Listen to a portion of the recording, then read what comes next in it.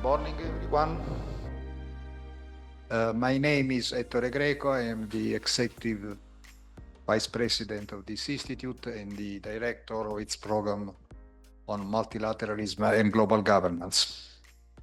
Today's meeting, entitled The Chip Race Who is Winning, aims to discuss the latest developments in the deepening chip competition, which is, of course, as we know, part of a wider technological rivalry and tensions, by exploring trends in the global market and the strategy being implemented by key actors, notably the US, China, and the EU, their objectives, and the implementation record so far.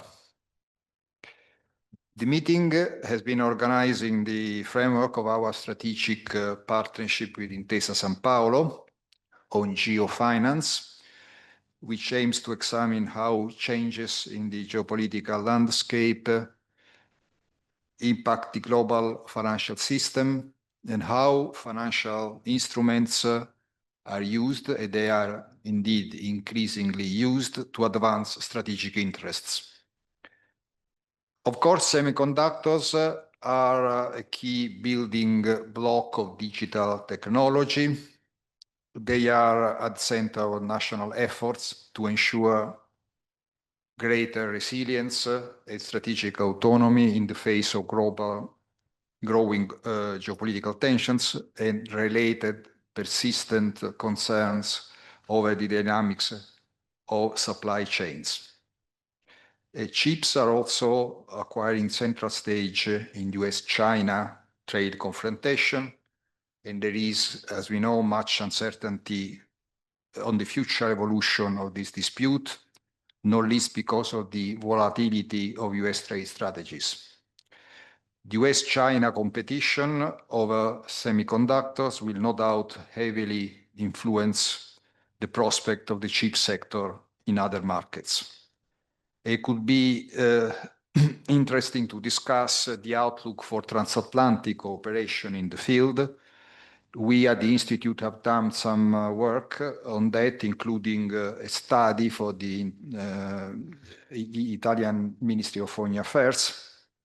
But we know things are changing very rapidly, and there is obviously the need to continuously update our research. We have also paid special attention to the role of Taiwan and how the US-China geopolitical and technological rivalry influences the dispute over the island's status. Within the framework of Intesa Sanpaolo, we held a meeting on this subject last year, and we have also a line of research devoted specifically to Taiwan and the issue of the status, which takes into account also the dynamics of semiconductor market. But of course, we also want to discuss the prospect of the EU's efforts to reduce its vulnerability in the chip supply chain, bolster its domestic capacity, and enhance connections with global partners. The European Chips Act's target to double the EU's global market share is clearly perhaps too ambitious due to the many obstacles, including internal fragmentation, implementation gaps. However, it's worth discussing if the EU can perhaps capitalize on its comparative advantages to strengthen its strategic position in the global chain, on a semiconductor chain. This is a rich menu of topics, but we will take advantage of 4 introductory presentations by very qualified experts who will offer different perspectives on the strategies of key actors in the chip race and their mutual relationship. So I wish to thank them for accepting our invitation, and Intesa Sanpaolo for its continued support, and all of you for being with us today. And now, with further ado, I give the floor to my colleague Matteo Bursi, who will chair the meeting. Matteo, over to you. Thank you, Ettore. Thank you very much. Good morning, everyone. My name is Matteo Bursi. I am a researcher in the Multilateralism and Global Governance program of the Istituto Affari Internazionali. Today, I have the pleasure to coordinate a meeting that I believe will be really interesting, an event that, as Ettore said, we organized thanks to the support of Intesa Sanpaolo Bank, an event that delves into a topic of great importance for today's economy. I'm talking about the evolution of the chip sector. Chips are elements of paramount relevance for global supply chain. Without them, many products, both sophisticated or simple, would not work. In this regard, we believe that analyzing what are the countries' best position in chip design and production is essential in order to grasp what is the balance of power in some of the most relevant and strategic sector of the current geoeconomic landscape. In order to examine properly this topic, which is really complex, we have invited some very prominent scholars. Please let me briefly introduce them. First of all, we have Julia Treu. Dr. Treu is program manager and fellow at the German Marshall Fund. Her research is mainly related to US and European digital and technology policy, including technology-related trade and investment policy, platform regulation, data governance, and artificial intelligence. Today, Dr. Treu will present us the American side of the topic. Second, we have Alicia Garcia-Herrero. Dr. Garcia-Herrero is a senior fellow at Brugger. She is specialized in emerging market with particular attention to Asia and Asia-European Union relation. In her research activity, she does also cover trade, finance, and banking issues. Today, Dr. Garcia-Herrero will examine the Chinese side of the topic. Then we have Daniel Gross. Professor Gross is the director of the Institute for European Policymaking at Bocconi University. He has published extensively on international economic affairs, including on monetary and fiscal policy, exchange rate, banking, and climate change. Today, Professor Gross will analyze the European side of the topic. Finally, we have Luigi Ruggerone. Dr. Ruggerone is a senior policy advisor at Intesa Sanpaolo Bank. Throughout his career, he has gained important knowledge regarding risk management, corporate finance, financial market, and innovation economics. Today, Dr. Ruggerone will offer us a cross-sectional analysis of the topic, which combines technological evaluation and economic ones. Well, before giving the floor to our speaker, let me just say that at the end of the various speeches, we will have a Q&A session. So now, without further ado, I pass the torch to our first speaker, Dr. Julia Treu. Thank you very much, and thank you, Ettore and Matteo and the team in Rome for organizing this today. So I've been asked to talk about the American perspective. So I will give some background on what's been happening in the U.S. semiconductor sector, what has changed and what has stayed the same between the Biden and Trump administrations, and what this could mean going forward. So I think we're probably all quite familiar with these statistics that show the decline in relative U.S. semiconductor manufacturing in the past 30 to 40 years. In the early 90s, the U.S. was about 40% of global chip production.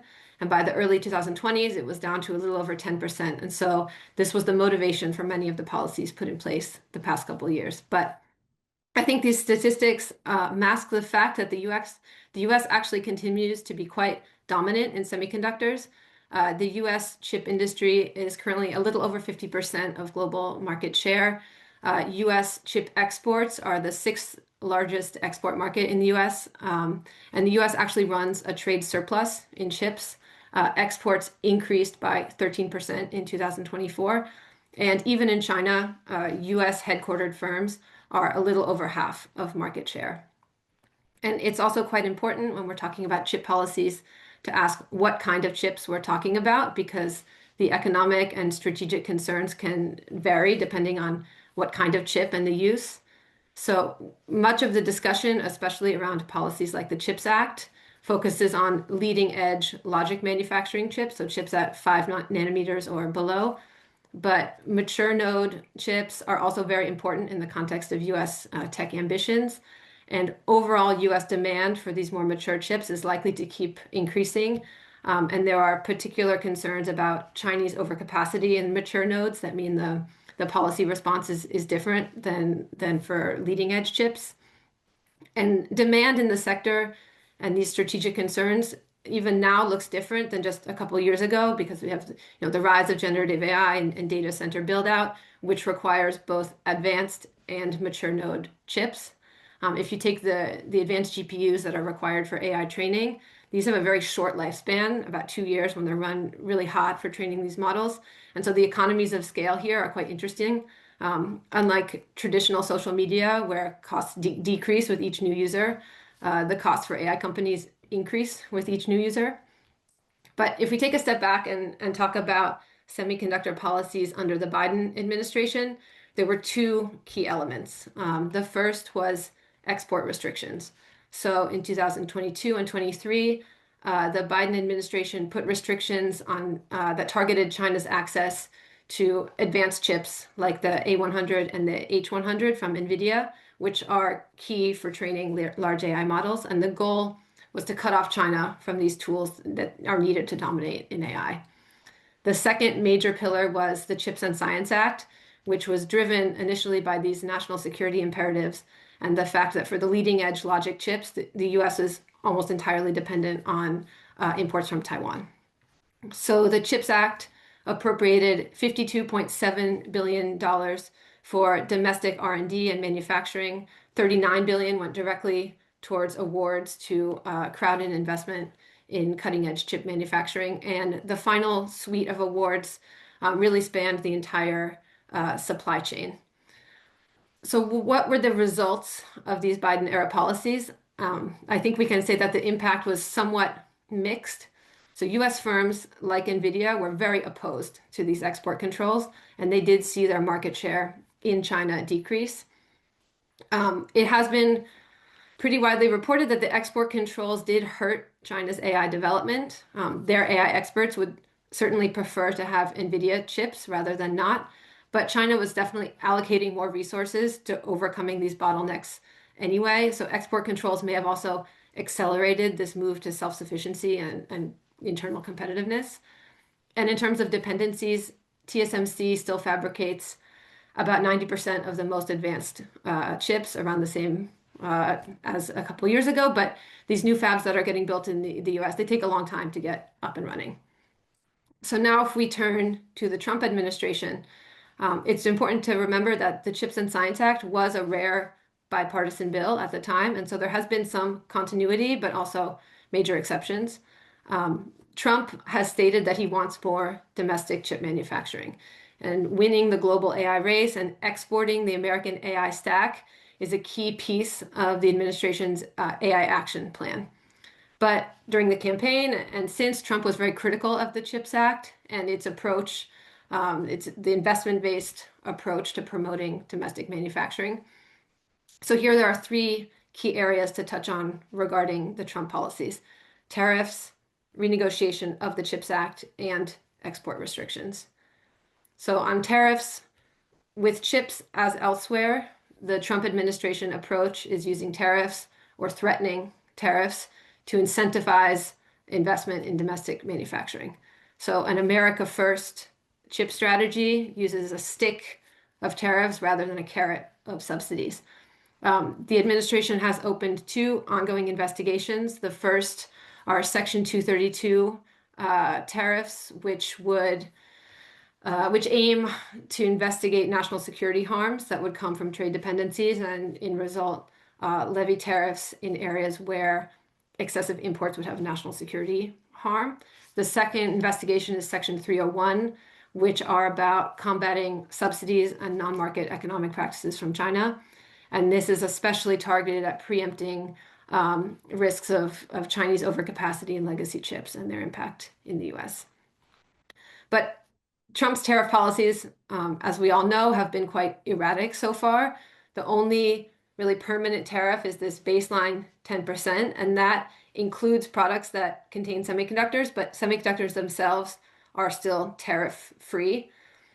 But in August, so a few months ago, Trump said that the US would put a 100% tariff on chip imports, but that firms that are already manufacturing in the US or have committed to manufacturing in the US would be exempt. And he claimed that this is why TSMC 2 days later promised an additional 100 billion investment in its Arizona expansion. But overall, the Commerce Department has not specified how soon these threatened tariffs would be put in place or finalized. If they were to be put in place, they could have a couple impacts. They would make high-end chips likely extremely expensive. It's harder to estimate the impact they'd have on domestic manufacturing. A lot of American-made goods would still be quite dependent on foreign chips, especially these legacy chips that are less cost competitive in the US and would still be imported. And any type of component-based tariff would be very complex to put in place. The second pillar that I mentioned is this renegotiation of the CHIPS Act. And here, Trump's Commerce Secretary Howard Lutnick has been sort of the public face of pushing for renegotiating CHIPS grants and telling firms that they need to have more skin in the game. The broad instructions are basically to renegotiate these grants downwards to get a, quote, better deal for American taxpayers. And so the administration has been sort of pulling back CHIPS funding or otherwise renegotiating awards. The first deal from the new CHIPS Research and Development Office was actually announced 2 days ago on December 1st. And here the Commerce Department announced that they would invest, I think, up to 150 million in this startup called XLite. And here the investment would come from CHIPS and Science Act money, but it's structured differently. It would be structured as equity to give the government direct ownership in the company.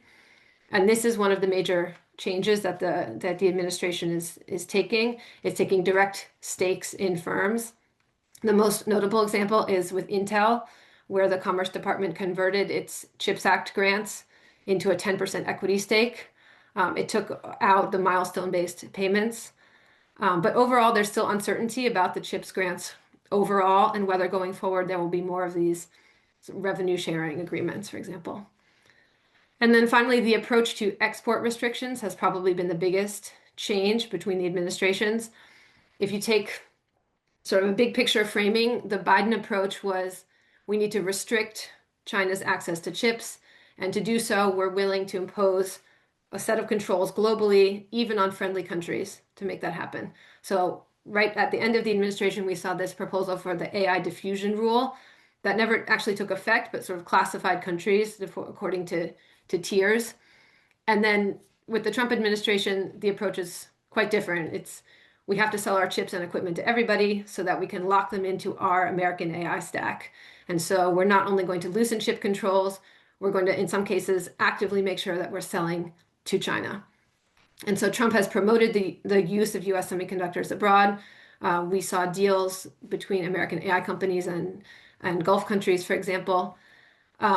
But here, Trump has also approved export licenses for the H20 chip from NVIDIA and the MI308 from AMD. And these were chips that were designed to meet the criteria for exporting to China without a license, but Commerce had denied permission so far. But now by approving these licenses, the idea is to keep China using and relying on the AI stack. But with this deal, NVIDIA and AMD agreed to give the government 15% of the revenue from their Chinese chip sales in order to obtain the licenses. So there's this new type of quid pro quo arrangement, which I believe is unprecedented. I don't think a US company has ever agreed to give part of their revenue in exchange for an export license before. And I don't think we know yet how the administration plans to use these funds. And I'll finally point out that there is strong domestic opposition to this in Congress, especially from the more hawkish China camp, who see these H20 export approvals as a risk to national security. 2 Republican senators proposed what they call the Chip Security Act, which would require tracking systems to be put in these chips exported to China. There would be many technical obstacles to doing so, but I think it's a good illustration of how there's still severe mistrust in DC about this strategy. So finally, to conclude, a few predictions and questions about what's next for chip policy in the US. I think that this easing of export restrictions really shows that this argument about exporting the American AI stack is the dominant one in the administration's thinking.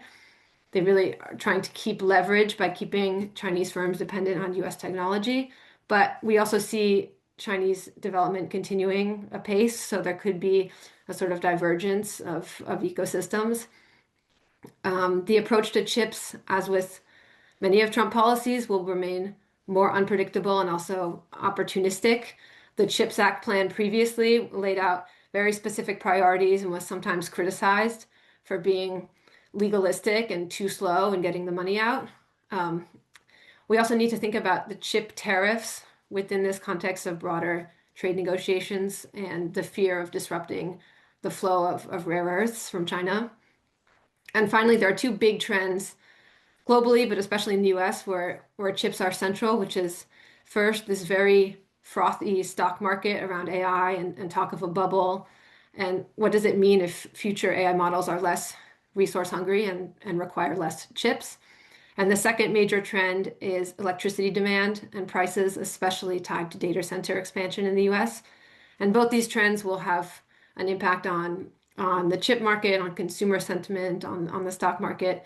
And at the same time, the geopolitical tension with China will shape the approach to tariffs and export controls.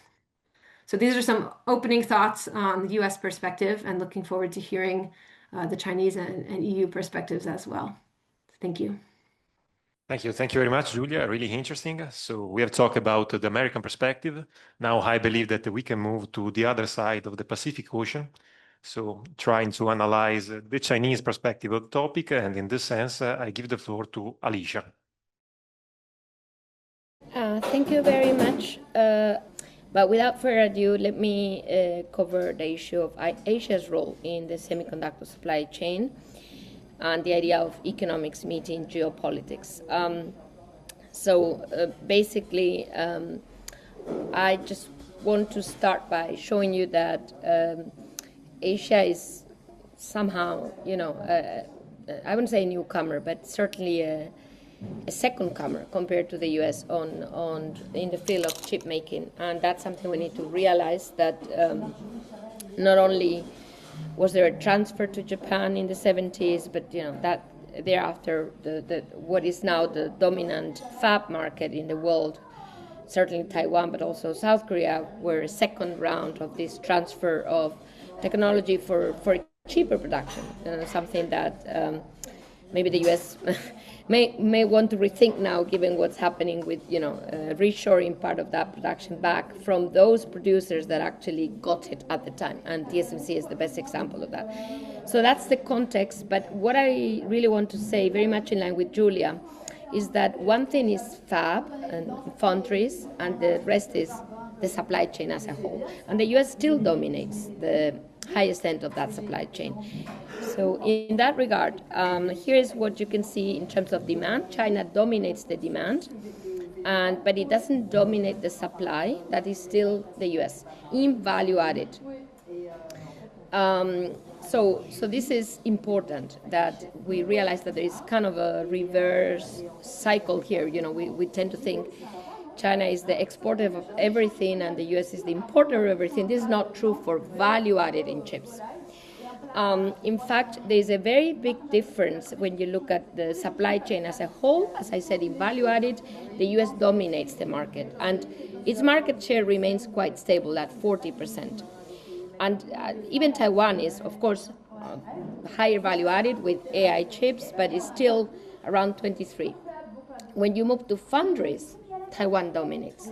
So this is something we really need to realize, that it's not all about foundries. Of course, foundries are essential, but there's much more than that.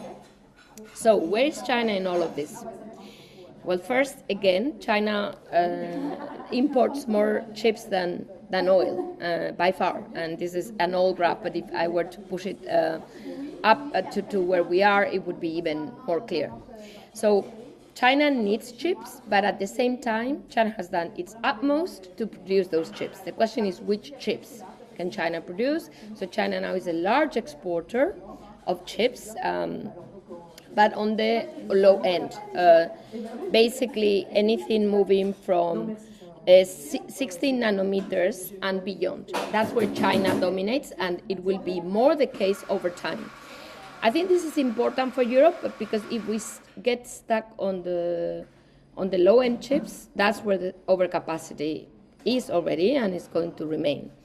Now, everything from 7 nanometer to 3 or even 2, TSMC's kind of goal, is of course much harder, and that's where you have obviously Taiwan dominating on the fabrication. We're still on the fabrication, but without the US, Taiwan would be unable to do this.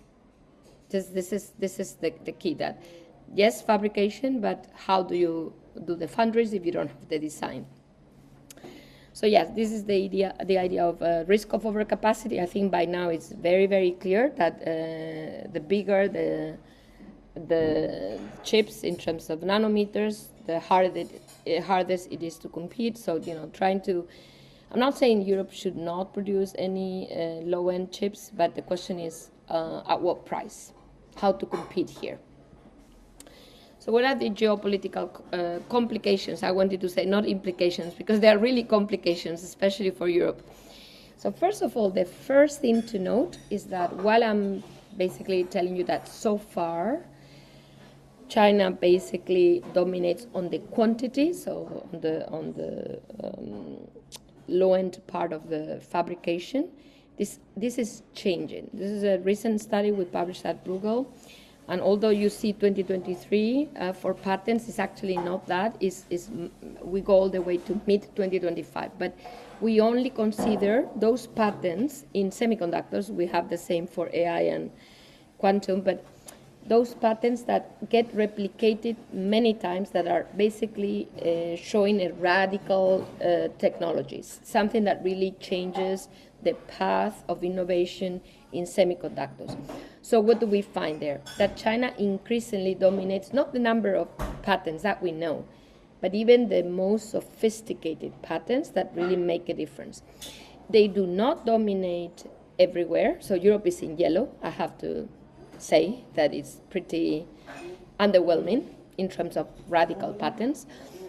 But when you see what China dominates, clearly it is on the foundry. Remember that Taiwan and South Korea are not included here. It might change quite a lot. But the US still dominates the design.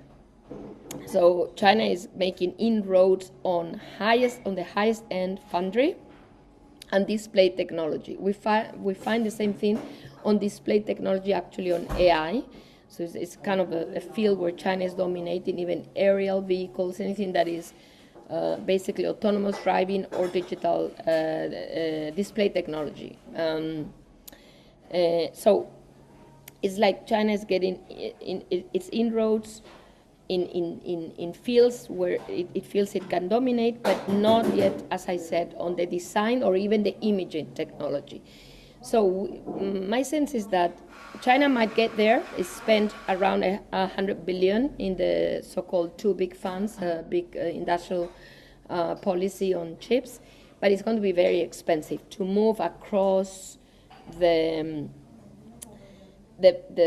all of the subfields that you have here, where again, some of which the U.S. clearly dominates. So now, is the kind of the delay, if you want, for China on the design a question of export controls? Is it because of the protect rather than promote? Is it in our European language? Well, I tend to believe it's not about the protect, it's about the promote. It's about the fact that the US still invests massively on design, massively. But because when I look at the protect, I say export controls to make it simple, I feel like first, and I think to Julia's point, first, I'm not even sure whether this protect will remain we were talking about H20, but think about Backwell. I mean, China is adamant that they may even get the 200. This is getting laxer and laxer, and everybody knows that the US has actually lifted the inclusion of subsidiaries in the entity list, so China can just go to a subsidiary, import through the subsidiary. So it's huge leakage. That's one problem. But the other one, and this is a paper that unfortunately is not yet available, but we did all of the kind of regressions and calculations. So this is a paper where we use, again, the highest end patents on critical technologies, AI, quantum, and semiconductors. We link them to the products in the U.S. Export controls. There's a couple of lists, the narrowest one in this list, and then we also look at the entity list, which is even narrower in terms of what they can import.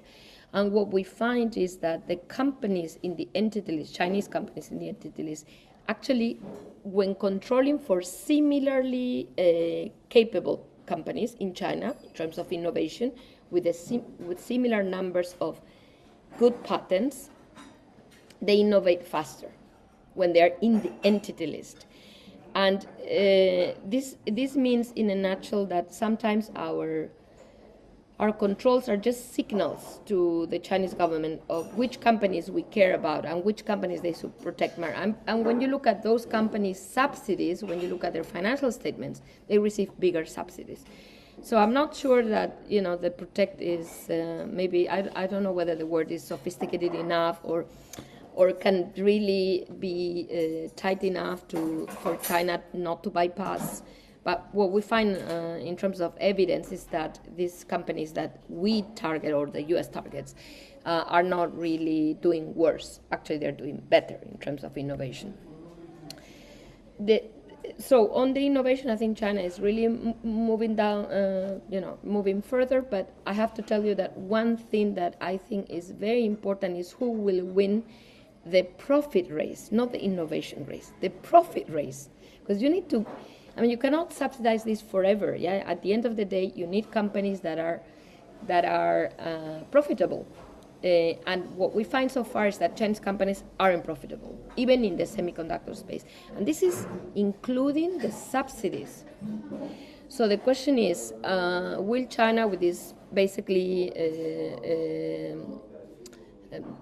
in the AI space now, clearly with open access models, cheap, the cheapest of the cheapest, will they be able to keep that?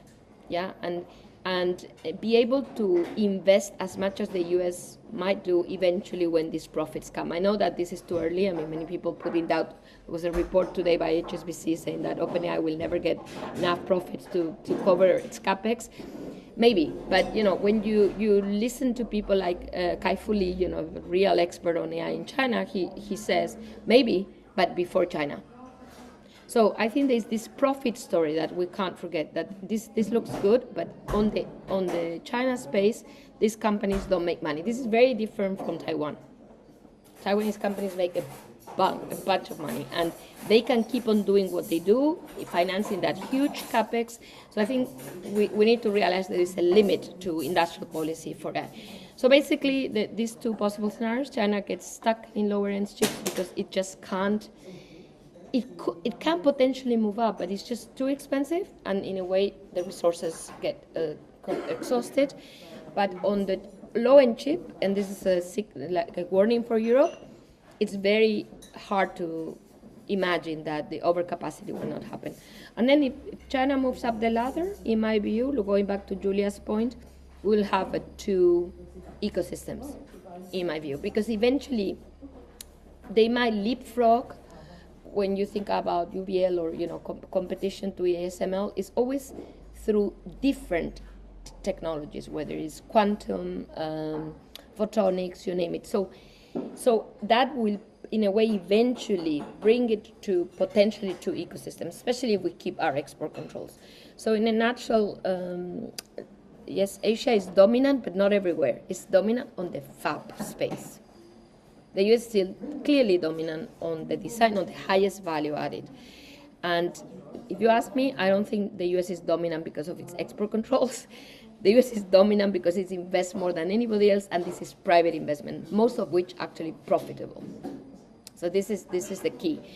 And this is also the key to imagine that for China maybe to be profitable, it needs to close its market rather than open its market. so far, China is trying to move up the ladder, but the day they see, okay, we have enough, and this is happening, yeah? China is telling its companies, Tencent, do not buy H20, buy local. So, you know, we need, I think, to realize that it's not only about who wins, it's about how they win or what they want to win. They might want to win something different from what we have in mind. They might want to win in this kind of two ecosystems because that's all they can do. And that would be my last word. Thank you. Thank you, Alicia. Thank you very much. So we are talking about US, we are talking about China, but we are in Europe, so we want to know something here regarding the European Union. And in this sense, I give the floor to Professor Daniel Gross. Thank you very much. Yes, Europe seems to be forgotten, maybe rightly so. Let me just, I wanted to say that Alicia's presentation was excellent, and I will echo some of her comments. With perhaps one rider, there's one aspect which is forgotten almost everywhere, and that's the very strong European position in machines to produce the most advanced chips. I have put this title here because if you look at European efforts to be at the frontier of the chips race, you can see 40 years, almost 50 years, one program after another, each one promising that so in X years Europe will be the leader somewhere, right? But we know where we are right now. So I wanted to echo also what Alicia said, that if you look at the longer term trends, the value added is now much more in software than in the production. As Alicia already said, NVIDIA, for example, has no fabs, but it's one of the biggest chips companies in the world because it has just the best design. Now, if you think about the natural allocation of where would different stages of production go, then you have, I think, a natural distribution across three areas. Fabs are very capital intensive and they go naturally to Asia. 20, 30 years ago, the mixture between fabs and software was different. So you still had integrated producers in the US. But the more you specialize in fabs, and they are just extremely capital intensive, have economies of scale, and the US has a savings rate of 17% of the GDP, Taiwan has 34 or whatever thereabouts, and China 40. So it's quite clear, and other Asian countries also very high. So it's quite clear that naturally fabs go to Asia. This is not some policy mistake, or this was a natural evolution, and to overcome it will be very expensive, as Alicia already said. Design is very capital light and requires more flexibility and innovation, naturally goes to the US. And machines are, to produce the chips, are very complex goods. There are no economies of scale, and that's naturally where Europe has its comparative advantage. And that's why, therefore, the ASML dominance, for me, it's not an accident of history. It is, if you want, the natural distribution. And if you think about geostrategically, people usually forget about this particular choke point, but it is, I think, a very important one. And unfortunately, I think in most European discussions, it is forgotten. Then let me also say something about the broader trends in trade in chips. First of all, for Europe and the US, and to some extent also China, there's a very high degree of mutual exchange. So, for example, Europe has a deficit in chips, but European exports are not that much smaller than its imports of chips. For the US also, the US is a slide, I think Alicia already said, so no, or Julia perhaps, the US is an exporter of chip net, but exports and imports are of a very similar order of magnitude, right? And I think Alicia already said, China is by far the biggest importer of chips. That tells me, apart from geostrategic considerations, if we have a worldwide race in Japan, Korea, US, to subsidize the production of chips. Who gains? China, the biggest importer, right? So I think we should keep that in mind. And we know that Taiwan is the biggest exporter of chips. And there's the one case where you don't have industry trade. Okay, now how about Europe? And in Europe, the demand for chips, there was actually something that an opinion poll that the European Commission did for major European users of chips. And you see there's a very high concentration in advanced nodes. Sorry, in mature nodes. Sorry, even the lay people now know that the advanced stuff is in the 5 to 7 and perhaps lower nanometers, and European demand is just 2 or 3 generations, if you want, behind that in a certain sense. That's not surprising. You don't need 5 nanometers for chips that regulate the electrical motor of a car or in an industrial application. So that's where European demand is. This is changing to some extent, to the extent that their data centers are being produced in Europe and NVIDIA chips are being used, right? But European industry to function needs advanced chips. It doesn't need, sorry, it needs mature nodes. It does not need advanced chips. That's very important to keep in mind also as a background for the European Chips Act, right? When we had this, let me just first say something about the European Chips Act of a couple of years ago. It has a peculiar genesis, and that is basically this perceived chips shortage of 2021 and 22. Giving you here a Google Trends, how often the word chips shortage was, and you see it was very high. Okay, let me make it long story short. This chip shortage came about because European automotive producers in 2020 thought demand for cars will crater. We don't need all these chips. Stop our just-in-time contracts. And the producer of chips said, many thanks. Now we have capacity free that we can devote for consumer electronics. 9 months later, the European automotive companies come back and say, no, we need the chips. And then they're told, sorry, guys, we have retooled. We have also lost the qualification or certification for automotive chips. See you later, right? And the European automotive producers say, oh, this is a chips shortage, right? This is unjust. We meet a European production of chips, right?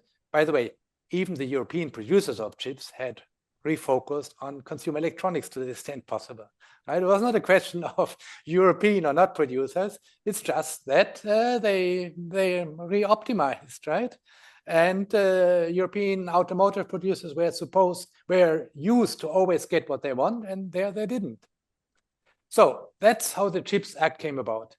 It's the European Association of Automotive Producers that called to secure the supply of chips for Europe. Right? So, and then politicians set to work, and they have 2 goals: to prevent a chips shortage, and also, of course, and now we are coming geostrategic, to bring Europe to the frontier of chips making, right? To have first of a kind in Europe. And these were the lofty goals. Now, to make a long story short, the second goal was basically put aside and was not reached at all. On the first goal, something has happened. Basically, there have been large subsidies to the production of automotive chips in Europe.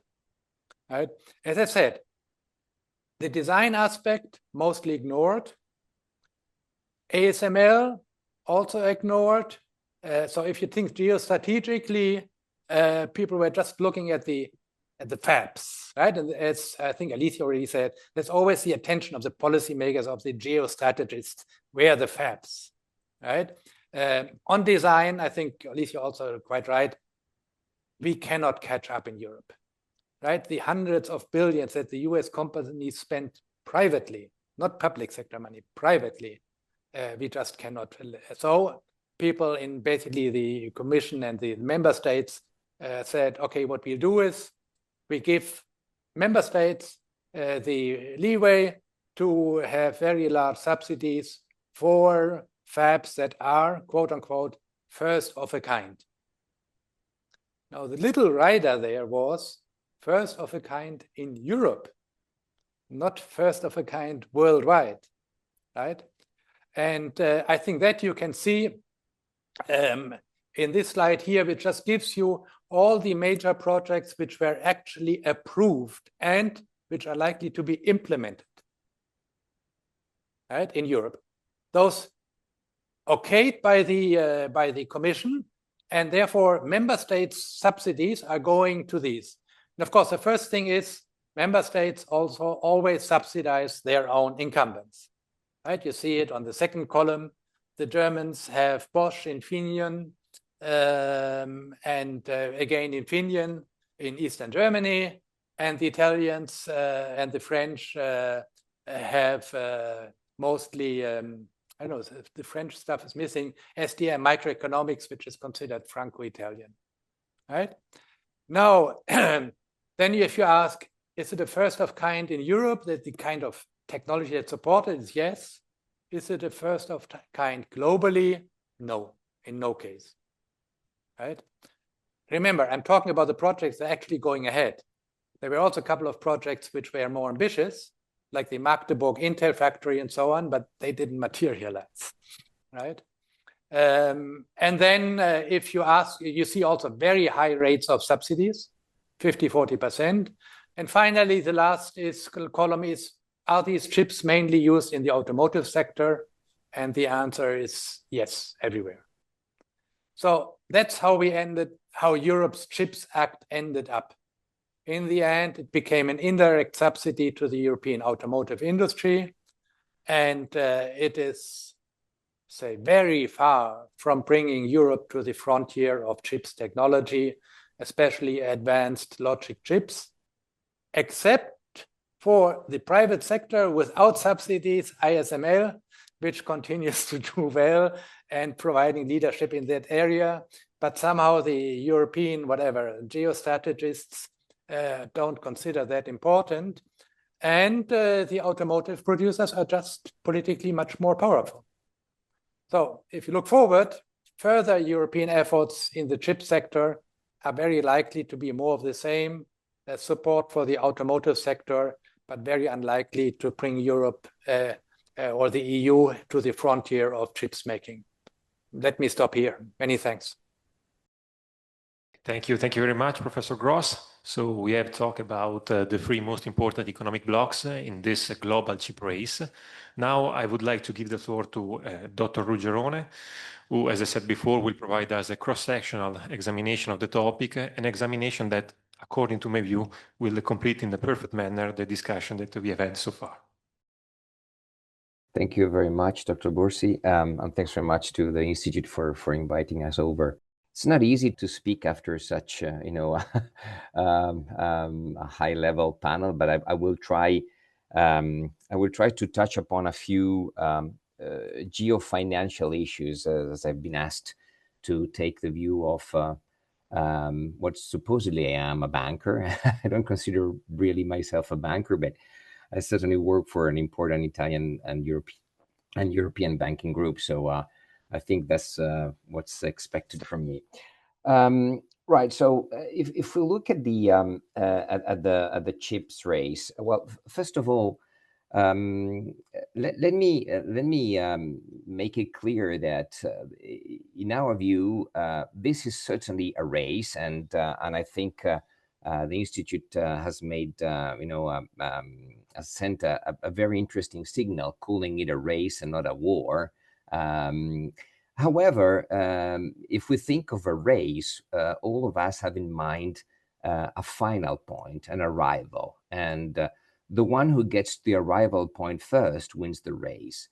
In our view, this race does not really have an end point. The end point is a moving target. So it's very, very complicated and very difficult to see and to look into the developments of this industry, of this sector, and trying to find out or trying to figure out who's going to win the race. Probably there will be no absolute winner. There will not be a unique champion. And if we think carefully about what Julia, Alicia, and Daniel have been, walking us through the last hour, it's already very clear from their words. There's a champion in design, which is the U.S., and it's being a champion is not really challenged by anyone, at least not soon. China is a champion in importing, and is certainly a champion in the utilization of less advanced chips for the moment, because they have specialized. China has been specializing in utilizing these chips in certain industries. Now, automotive is one of the examples. So China has been, has become the champion of the utilizer, is the main utilizer of some of these non-advanced chips in very specific industries, and its championship is very difficult to challenge. Europe, is certainly, running behind under many respects, but still, as Professor Gross said, as Daniel said, Europe has some niches in which its dominance is really, very difficult to reach and to challenge, especially, in extreme ultraviolet lithography machines, for example. There is almost a unique company that does that is able to do that, and it's in the Netherlands. So I anticipate, one of my conclusions, and one of my conclusions, probably the most interesting one from our perspective today, is that there will not be a unique champion. So this race is very likely not to have a single winner, and we don't even know when this race is going to finish. It's probably going to go on for a while. So that's the first, my first 2 cents that my first contribution to this debate. Then turning to more financial issues, let me also get rid of another issue that is probably, has probably been, in very, very evident in most of our, lines of reasoning. And the issue is there an AI? Is there a chip bubble? Is there an AI bubble? I mean, what is going on with this?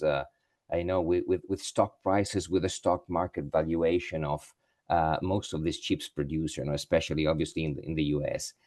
In this chapter of my brief talk, I will mainly focus, if not exclusively focus, on the US, but that's understandable. If you think that the US contributes for more than 60% of the overall market value of all stock exchanges in the world, it's not surprising to say that what happens in the US has shock waves that hit all the other markets in the entire globe. So our feeling is that there are still no signs of a bubble, and we'll elaborate a little bit more on why we think this is the central scenario. You have a bubble if the exuberance of markets exceeds the progress and exceeds the innovation push, exceeds the speed of innovation. When it comes to chips and AI and quantum computing, for the time being, there has been a lot of exuberance, but there has also been a very fast development in the industry, a very fast development in innovation. So far, both exuberance and innovation and progress have been going, I wouldn't say hand in hand, because again, it's a never-ending race. But we believe that there is not, it's very difficult to single out reasons for claiming that we are on a bubble. Second reason for this is that we don't seem to be at the global level at the verge of a very fast and upward trend of interest rates. So, the increase of interest, a sudden and fast increase of interest rates, has in the past been one of the most important triggers for bubbles to burst, and we are not in that situation as of yet. So that's again an argument against against the bubble, and obviously against the bursting of a bubble. Third, third, because I'm just quoting it as a third reason, not because it's less important than the other two. Profits in the chips industry are still going very well. Today or yesterday, I don't remember. I keep reading stuff, and I never know where. What day they were issued these reports. Another company, Microchip Industries, has announced that the profits for the third quarter will be larger than they expected.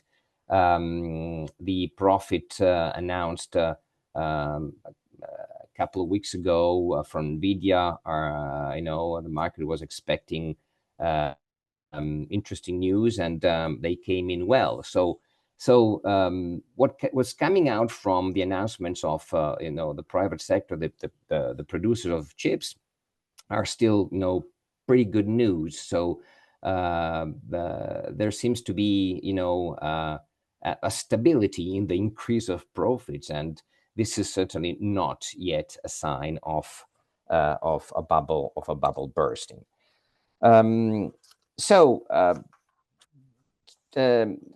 One may also think, or may also talk about the fact that some of these valuations seem to be on a bubble because there is an exchange of resources among AI and microchip producer companies. It's not a secret that NVIDIA venture capital is investing in startups that at the end of the day buy the microchip of NVIDIA. So basically NVIDIA is giving money with the left hand and is taking them back in terms of larger turnover and larger sales with the right hand. So, but this is a practice that it's not unknown in financial markets. It's really not news. And it's certainly not extremely conducive of bubble valuations. Last but not least, we have also seen in the recent past a larger recourse of these companies, of chips producer and AI industry in general, a larger recourse to financing through debt, growingly more. In the last few months, there has been some bond issuances, actually since 2022, so in the last couple of years. So there seems to be, more attention to raising capital, and this is also a sign of, I wouldn't say moderation, but it's certainly a sign that the financial risk of a bursting bubble is very well rooted in the managers and the CEOs and the board members of most of these companies.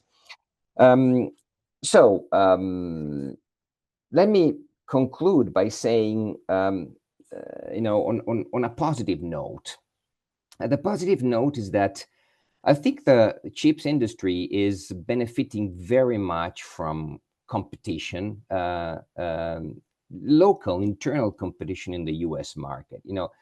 I think it's important to highlight that very recently Google has been offering to the market, to some of its clients, has been offering a new generation of its tensor processing units. It's called TPU, the acronym, as opposed to GPU, which are the processing units which are mainly produced by NVIDIA. Why is this an important news? Is because TPUs, which is a device on which Google has been working for the last 10 years for internal purposes. They have been used internally in Google's processes and in Google's machines for the last 10 years, and now they are offering them to the market. These TPUs are slightly less advanced than NVIDIA GPUs, but they are much more parsimonious in terms of consumption and power consumption and energy consumption, which is something that is becoming very relevant, especially if we think about how much energy data centers and artificial intelligence in general utilizes. Not just energy, but also water. Think of how much water is needed to cool down large data centers and to cool down quantum computers. So this competition, I think, is doing a great job. On one side, NVIDIA still has a strong grasp, a strong hold on advanced processing units. But Google is certainly, giving another option to some of the utilizers of these units, and certainly, competition is very good news for markets. It's very good news for investors, and it's very good news, for the well-being of humankind in general. So, bottom line, and that's I conclude. What we believe, our contribution to the debate is that, since there will be no definite winner in this race, looking forward, I think we should all work towards strengthening cooperation, towards strengthening an enlargement of the supply of suppliers in the supply chains of every producer, of every industry. And since we are talking in an institute that is very much concerned with geostrategic issues and diplomacy, this is really a terrain for diplomats to do their job and foster and enhance cooperation among countries in a race that, again, that's very important. That's a very important background information. We all have to think carefully about this, in a race that we believe will have no definite and not a unique winner. Thanks very much. Thank you. Thank you very much, Dr. Gerone. So with this final speech, we have concluded our discussion. I'm sure that many issues have come to our audience mind. So in this sense, I open the Q&A session. People who are following the event remotely can write directly their question on the chat, while instead the people here at the premises can simply raise their hand and then pose their question.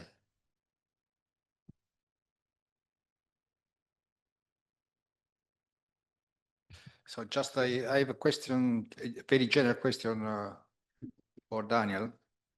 So you, if I'm right, have described a sort of natural distribution. You use this phrase among the main chip actors. A sort of division, global division of labor, in a sense. So it seems that the status quo, in a sense, has its own advantages. And after all, investing in a segment of the market which presumably, as you said, will continue to be controlled by others, could be futile. If I'm right, this seems to reinforce what also Elisa said when she said export control, US export control have not been particularly effective, while investment in the segment, more advanced segment, which US, where US has the lead, has produced better results. So my question is, cannot this lead us to underestimate the risk of future disruption, supply chains, due to possible escalation of current tensions, geopolitical tensions? Because this risk continues to be emphasized by both US in Europe. And so you think that we should resign, we should give up this objective of build capacity that can protect us from possible disruption arising from geopolitical tension, escalating geopolitical tensions. I'm particularly referring to the risk, of course, of disruption of supply chains. So maybe Daniel, let's wait a second to see if there are other questions. Maybe we can collect some questions. Don't be shy. Okay, we have a question here. Okay, thank you for all your contributions. And I have one general question about the Arctic role in the chip race. So essentially this. Okay, thank you. Thank you very much. So if we do not have other questions, so Daniel, if you want to start. thanks, yes. Now, supply disruptions, let's say, even from the geopolitically motivated supply disruptions, in such an interconnected value chain, you will always have them. People don't realize, but in the 2021 episode, what added to the chip shortage was a big fire in a Japanese supplier of automotive chips. Right, so it was all mixed up. So that is, I think, something which we have to keep in mind. And I think also our companies now should know that supply disruptions can arise at any time. If you take, for example, the latest example of Nexperia, right? This is a very marginal supplier. It has a very low market share, 2 billion of sales. Infineon and others are 10 times as large and produce very similar chips. But of course, our automotive producers have not learned from the past. They do just in time. And therefore, when the chips don't arrive immediately, they say we have to stop production, and this creates supply dependency. So I think we also have to have some tough love for our industry and tell them supply is inherently uncertain. Mother State will not always bail you out. Now, in terms of geopolitically motivated as a weapon, there I think the situation is very unclear. If everybody has a near monopoly position, so nobody can actually move without the other, right? Now, the choke point that Europe has is a more long-term one, the machines. But without the machines, Taiwan cannot produce. Without the European machines, Chinese cannot advance. And these machines, not just you buy them once and then you run them, but they need continuous support from TSMC. And I'm certain TSMC had a sort of kill switch. If they don't collaborate, this stuff doesn't work well. So that's why I say there, in the end, everybody fears everybody. So if you're an irrational actor, then you might do it anyway. If you are a rational actor, you know that the cost for you will be very high indeed. So that's why I'm saying it's not so clear who has the strongest weapon. But as Alicia said, if we want to build up a full supply chain in the West, it will cost us a lot of money. And there's one point, perhaps, Alicia, where I can disagree with you, which is if there's one country in the world where the suppliers can take losses forever, it's China, right? With a 40% of GDP savings rate, your suppliers can take losses as far as the eye can see. And therefore, I'm certain that in the end, a lot of the chips production will migrate to China. And perhaps not the most advanced one, but a lot will migrate there for the simple reason that in terms of throwing capital at a problem, the Chinese have no rivals. I don't know whether I answered your question well, Ettore. Thanks. Thanks a lot. Jump in quickly on this question as well. I think it's sometimes underestimated just how complex these supply chains are. And if we're thinking about potential tariffs from the Trump administration, the complexity of rules of origin, what is a Chinese chip, what is an American chip, is very difficult. That's why component-based tariffs would be really, really complicated. For example, like ATP, assembly, testing, and packaging, sometimes chips are shipped from the US to Mexico and back again. So putting tariffs on those would be counterproductive. So just keeping in mind that complexity of supply chains that cross borders so many times, have so many different components. Yeah, important to keep in mind. Alicia? Yeah, so just I want to make a comment that is really about the importance of the demand. So I think Daniel made a very important point about the type of chips Europe needs. Autos is changing, but that's what it was. So the fabs, even TSMC or Intel or you name it, what do they want to do in Europe? What the client needs. That's the problem we have. That it is really. I mean, the U.S. dominance is also about the fact that the U.S. needs the highest number of AI chips. So even if, and let me explain why I'm making this point. TSMC, I remember when I moved to Taiwan in 2020, TSMC was all about China.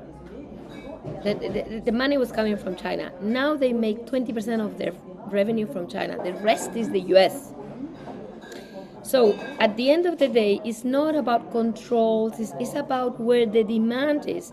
So for me, for Europe, the question is, are we ready to create this demand? Because then these fabs will jump and go and come to us. But we don't have the demand. And the geopolitics of it all is also very much this, because again, TSMC in 2020, this rather new fab in Nanjing, they were very worried about not making money. Are they worried now? Not at all. Why? Because they're making a ton of money in the US. So the forces that really matter are really where the demand is, where the big client is. What's your capex for AI chips? And even there, China cannot compare with the US now. China imports a lot of chips. But China's combination, maybe because, okay, fine, there's export controls. We don't really know what the real demand is. But I can tell you, compared to the US now, nobody can compete. So for me, the lesson is, okay, China can finance everything, can subsidize. I agree with Daniel. But at the end of the day, it's subsidized. The US is real demand. I mean, so, and in China there is deflation on top of that. So you need to compete with ever falling prices. In the US, it's the opposite. The value of these chips increases. So no matter the geopolitics, I think what Europe, as a European, what I can only say is that we need to focus on creating the demand and not making it harder and harder and all of this governance. I'm sorry, but I don't get it. I really don't. And yes, we have ASML, but one day that indispensability of ASML might not be there, and then what do we have? So it's not enough. We need demand. So that's the point I want to make. And demand beats every geopolitical argument if you make money. That's it. Luigi?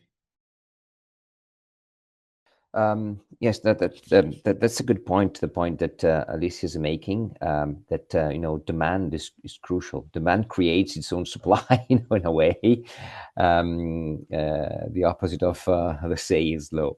Yes, and that is why I believe Europe has been trying, very hard and unfortunately very recently to catch up with that by encouraging investments and by promoting the creation of this we call them super calculator, super calculators. One of them is actually in Italy. There's a few of them, and some more will be built and expanded. So yes, I agree with her, and I agree on the fact that Europe has been really, lagging behind in creating the demand. It's still at the very early stages.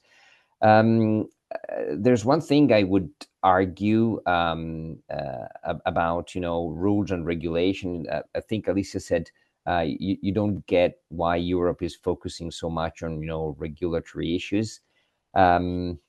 That's very much in the in the DNA of Europe, but I think it's not entirely out of place. This bias towards regulation, especially when it comes to regulating the utilization of artificial intelligence. I think there has to be a level playing field, and there has to be a playing field that takes into account also ethical issues. Otherwise, one of the risks is that all these chips, or most of these chips, will be utilized for unethical purposes. We already have some examples of that, and we don't want these examples to become dominant. Okay, there was also a question regarding the Arctic. I don't know if someone of you would like to say something on this. Can you repeat the question, please? Yes, the question is about the Arctic role in the chip race. So the race between the United States, China, and also Russia in this case. What do you mean by Arctic?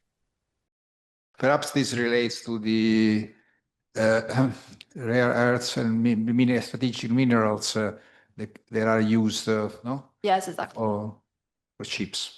For the production. You have just an idea how relevant this could be?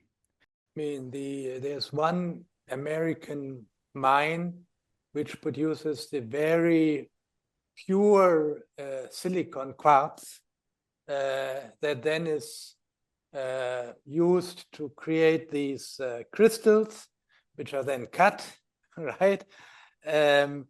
But these materials, although not in the same perfect conditions, are available in different places. So I would say the very raw material, the silicon, so to speak, even if it's required pure form, is not a major geopolitical issue for the semiconductor sector. I think in general, experts think that the exploitation of resources in the Arctic will take time. So in the meantime, I think the race we are discussing will continue. But in the longer term, perhaps it can acquire a different meaning. Sorry, in a way, this goes back to the issue we were discussing about rules and regulation. If you have an unregulated area, or an area where it's not clear who can dig or drill, that's also potentially a risk. The first comers may have an advantage to the detriment of others, and to the detriment of the market in general. So I think it also goes back to the issue of rules and regulations. Okay, we have another question. Yeah, I guess I'm interested in the extent to which we're talking about these things as if they're ossified. We talk about NVIDIA, TSMC, like people talked about Bell Labs in the 50s or Texas Instruments in the 60s. How vulnerable do you see these things, and this is for the whole panel, I guess, to black swan events or the development of breakthrough technologies like radical architecture innovations, or materials innovations, and how can national or EU bloc policies drive the development of breakthrough technologies better? Okay, we have another question here.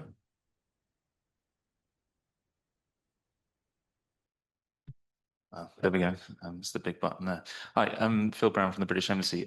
My question is kind of partly related to that, actually, the last part, which is, I'm interested in the views of the panel around, how some of the recommendations that were made, for example, in the Draghi reports around fragmentation in Europe, and the fact that you've got sort of 27 different countries and this sense of kind of over-regulation, and that sort of really to what extent do you think that is really a break on the demand that is needed in order to sort of confront some of these big issues, especially in the CHIPS Act? I was quite struck by what the presenter said around sort of, there were two aims here. One is to sort of solve the kind of supply chain or manufacturing issue. The other is to put Europe at the frontier. And the second part of that, we're not really there yet. And it strikes me this is a much bigger question around sort of, what does a continent of 450 million people want to do, and how do you sort of harness that? How do you bring down down those barriers to try and resolve that problem? What does the panel think the EU urgently needs to do, I guess?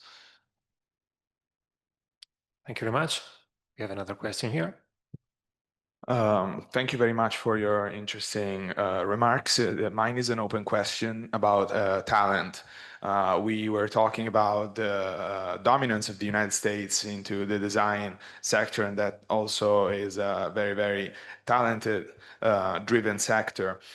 We've been also noticing many uncertainty in this area, mainly coming from the more conservative areas of Congress, where the main instrument that was historically used by the United States to import talent, which is the H-1B visa, has been discussed. Many Congress people even demanding a ban to try and prioritize, I guess, U.S. talent. So my question is a geopolitical question. Do we see perhaps a space opening for the European Union to have an opportunity to attract this talent, and maybe perhaps if the European Union cannot win or maybe grow enough in the manufacturing space, maybe it can in the design space, given the fact that our education system and generally the way that a region works may have the possibility to attract all of this talent that might be disincentivized by recent US politics. I would like to remember that just in September, the Trump administration threatened a raise in the H-1B fees up to $100,000, creating chaos in many of these tech industries, which are the main employers for imported talent. Thank you. Okay, we have another question.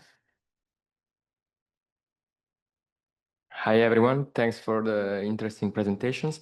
I was just wondering whether we are actually probably or maybe underestimating China's potential, as we've done in the past decade with renewables and EV production.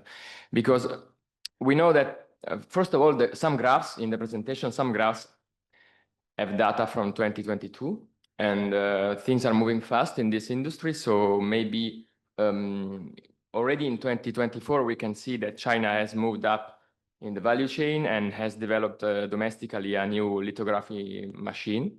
So this was press covered. There was a pretty good press coverage even in Western press in 2024 about that. And so we know from China's past experiences in industrial policy that they focus on scaling things up very quickly and vertically integrating the supply chain. They've done so in solar panels. They've done so in wind turbines, in battery and EV production. At the same time, these were all sectors where the West had a prominent position at the beginning of the century. But then we had a decade, at least in Europe, we had a decade of stagnating economy, of aggregate demand suppression, and so investment lagged behind, and we didn't maintain this advantage. So I was wondering whether we are making the same assumptions, wrong assumptions that we made 10 years ago, more or less. And then maybe 5-10 years from now, we risk having a repetition of the outcome that we had for that sector. I have another question regarding the size of US demand for chips. So we know, as it has been said, that this demand is much higher than, for example, the one in Europe, and is growing. But is this demand for chips higher also because US AI models are more energy consuming than Chinese AI models. We know that China released, a Chinese company released the DeepSeek last year, and this release was very much newsworthy because all the experts said that this model is much more energy efficient than the existing AI models. And therefore, with energy efficiency comes a lesser need for chips to run these models. So these are my two questions. Thank you. Okay, thank you very much. So time is running out. I ask you please to be brief. Alicia, do you want to start? I wanted to make a final point very briefly about Taiwan because you started with Taiwan and I felt we didn't say anything about Taiwan. The US is now negotiating as we speak a new deal with Taiwan. Tariffs are 20%, very high. And in exchange for lower tariffs, Taiwan will probably have to move 50% of its manufacturing into the US of high-end chips. This is something we didn't discuss, but it's a major development because that will mean that the US will have integrated supply chain, including fab and design. And that is a big issue, I think, for Europe because it also means, in my opinion, that ASML will also have to move even more of its production to the US. So we will be losing a lot of our, if you want, the Taiwanese talk about silicon shield, we should talk about, I don't know, lithography shield. Well, that might go. That's. So, Alicia, we saw in the past apparent concessions extracted by the US, similar concessions that never came to fruition, will never have been implemented. How realistic you think that this? It's going to happen because Taiwan is in a crossroads. The end of the war in Ukraine is going to, which by the way, China has adhered to or accepted, if you want, will have a new request from China's side, and that's accelerating the discussions on Taiwan. So Taiwan has no option but to accept, in my view. Well, it's a different ballgame now. Taiwan is very isolated now. Many thanks. Okay, Julia? I think the first question that was asked about potential disruptions to the position of firms like NVIDIA is a good question to link with the very last one about the resource intensity of some of these models. I think there are already innovations happening to try to develop models that are less resource hungry and use less chips. But at the same time, in the US, there is so much movement in this sector and so much energy being put into building out these data centers and investing in chips that I think the more immediate concern would be political issues and also sort of infrastructure issues about how quickly these data centers can even be connected to the grid. You see companies setting up more old-fashioned gas plants on site to be able to power these data centers, but building them out comes with more local political concerns as well. And you see these energy spikes and rising prices in the US, not always due to data centers. It's very fragmented across the country. But I think you have to sort of keep two tracks in mind. You can think about the innovations that are happening in the AI space specifically about less resource intensive models. And then you also have to keep the sort of physicality and local politics issues in mind as well about the data center build out, where that's happening, the impact on energy and water use, and whether that will also have an effect on the development of the sector. Thank you very much. Daniel, there was also a question regarding the talent. On the talent, I have the impression that, again, the bark is worse than the bite. And in attracting top talent, we have problems in Europe because we just cannot pay the salaries the top talent gets in the US. I'm reminded of a story I heard from the University of Munich, who wanted to attack a top researcher from the US. But Bavarian regulation on the salaries of stipends of university professors put a hard upper limit. So he was questioning, maybe he could get a chair at 2 universities and get twice the maximum salary. But you see the kind of problems that we have. So even if the US attracts less talent, I'm not so sure it will all come to Europe. But let me just address the one issue, which I think is correct, to say we now have TSMC, ASML, and NVIDIA dominating their sectors. But I come back to what I said at the beginning. I think there's a certain natural distribution of the different stages of production, which, of course, politicians can try to override with all sorts of subsidies. But even in the long run, I would say there will be a tendency for the fabs to be in Asia, where you have lots of capital, to be the innovation in the US, because just they outspend everybody else, not outspend the government, but just the private sector. And for Europe to have a relative advantage. It's always a comparative and not an absolute, but a relative advantage in producing these very complicated machineries, of which you build just a couple of dozen, which required a very large and highly sophisticated supplier base, right? Just one fun fact about ASML. It has not sold, I think, a single EUV machine in Europe. Right? Only in Asia and the US.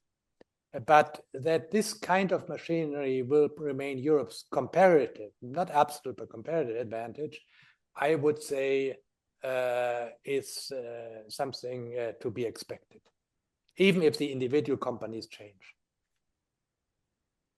Luigi? Thank you. I'll try to give a very concise answer to every question. So on the breakthrough, technological breakthrough, well, yes, there's a risk, but this is the name of the game, Innovation does not proceed as a continuous line.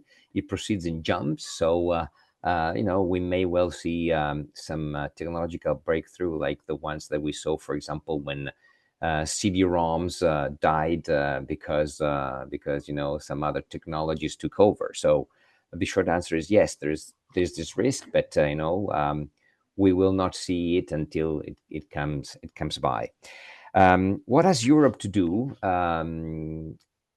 I think Europe has to do a fiscal union, and that would solve most of our problems. But creating a fiscal union is a big issue. So this is my short answer. The issue of talents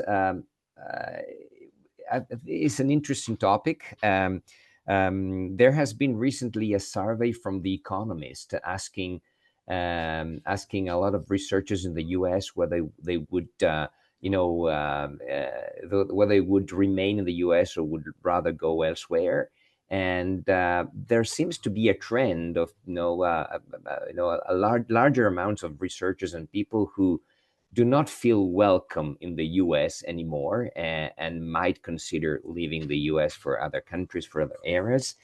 So the talents is an issue. Are we underestimating China potential?